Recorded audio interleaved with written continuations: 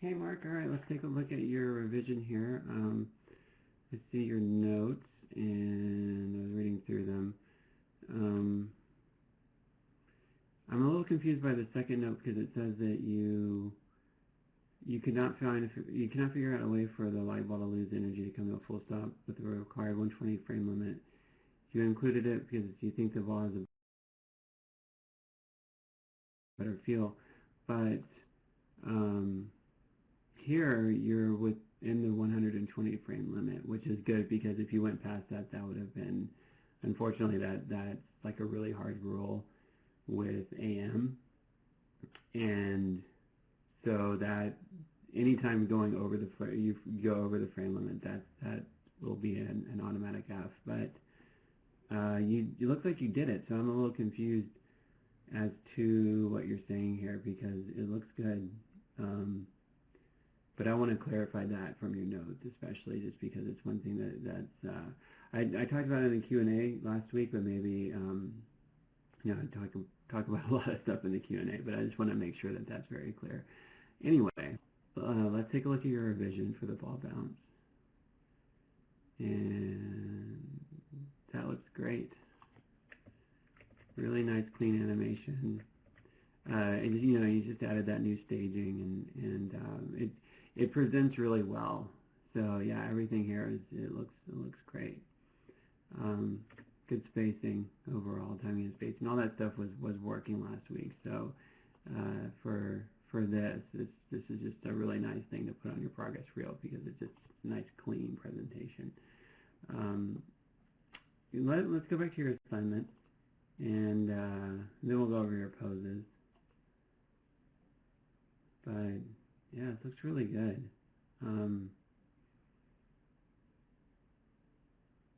The important thing is I can tell the light ball, which ball is the light ball, and I can tell which ball is the heavy ball. That is readily apparent on each one. You're also directing the eye in a pretty good way. I mean, we see that this ball starts over here, and the light ball starts over here on screen right, and then the heavy ball comes in, and right at a good time. It comes in at a good time when we actually will see the bounce, which I think that works really well.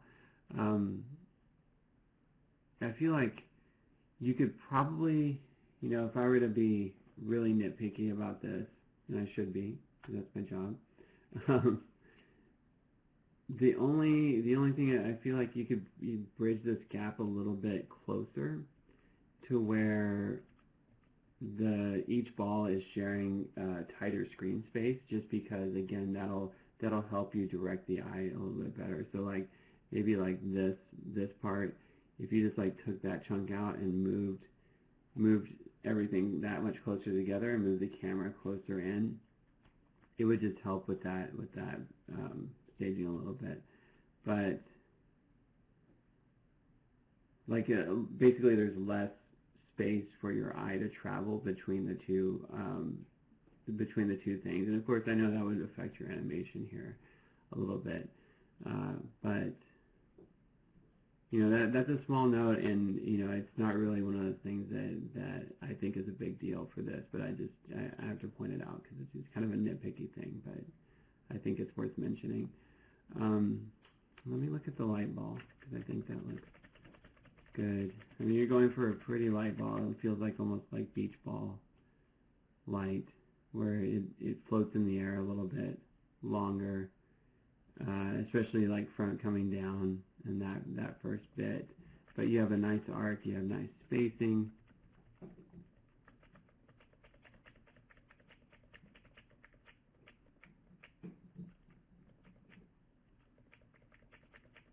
Good bounce. And I love this interaction between the two, like how this ball hits the heavy ball, and again, this is a good way of showing the contrast between the two weights, is that this light ball hitting this heavy ball, the heavy ball isn't affected by it, and we see that light ball that it bounces off but the heavy ball continues to roll. And that's a really nice touch.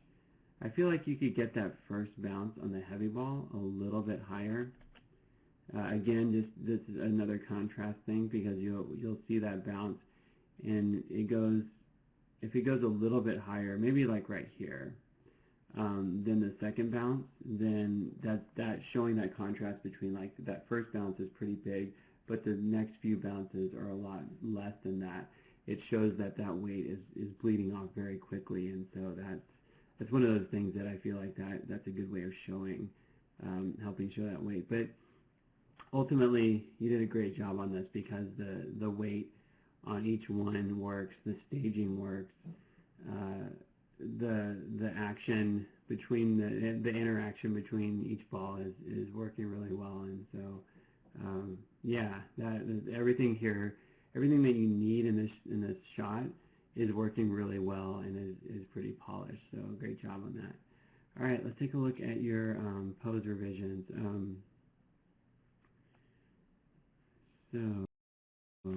Well, here's your planning. Good to see that. This is definitely more for you, but nice. Getting all the math in there. That's pretty good. Yeah, if that helps you, then that works. Otherwise, it's not necessary. But it's funny to see how each animator approaches their shot, and that's cool. So that's working for you. So let's take a look. Oh, I see what you're saying. You included it here.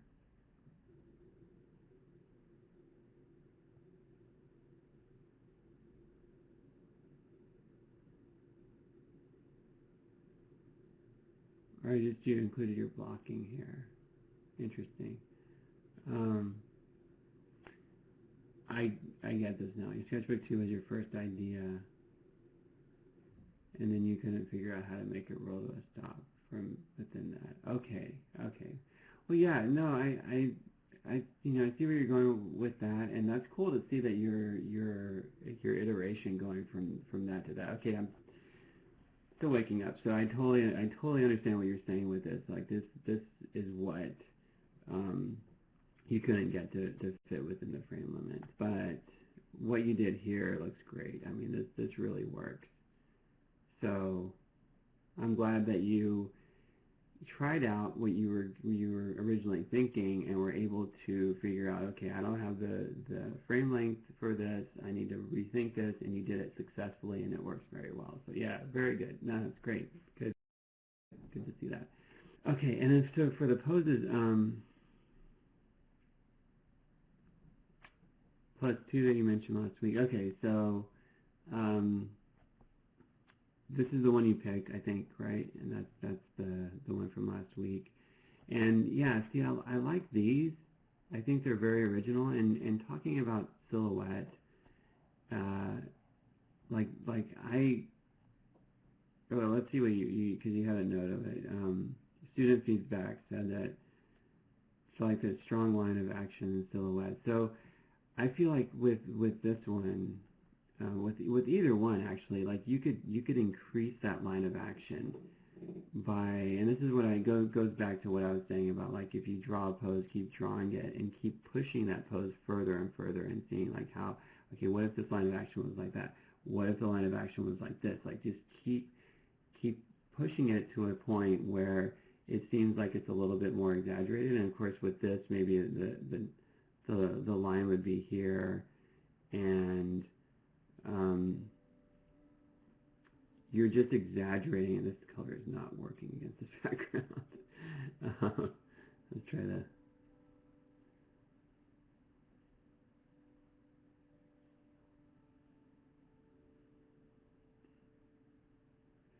So the idea here is that you're taking that pose and you're giving it more of you're just pushing that idea more.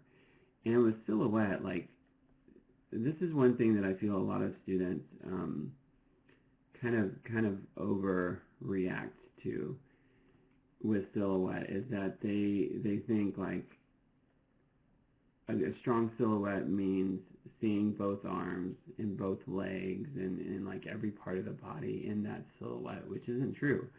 A good silhouette is something that you can read the idea of the pose through that silhouette, like without seeing. So overlapping arms and overlapping, like putting the arms in like this, like even with this silhouette on this pose, I feel like this would work because we see the arm here, and maybe like just think about little things that will lead the audience to understand what that silhouette is doing, like what that certain, in this case, what the arm is doing.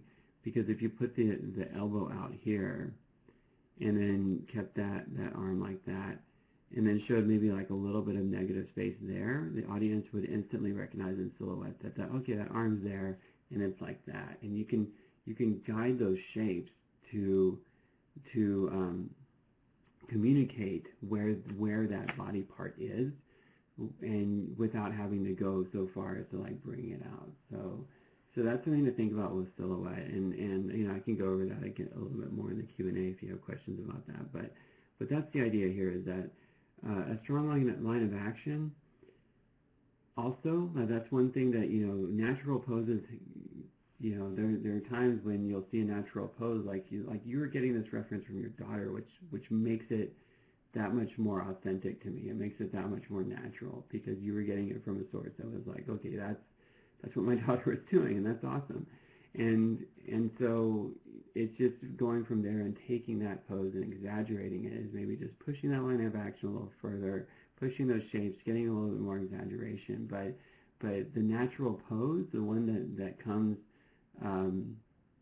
from an honest place, for lack of a better word, like that is what is going to sell to the audience, and that's what's going to resonate to the audience. That's why Pixar movies, the old Pixar movies, work so well, because they had that genuine appeal with their characters, and in that same sort of sense. And you know Disney, all those other movies. I listed Pixar as like just because some of the earlier Pixar movies just had a lot of that.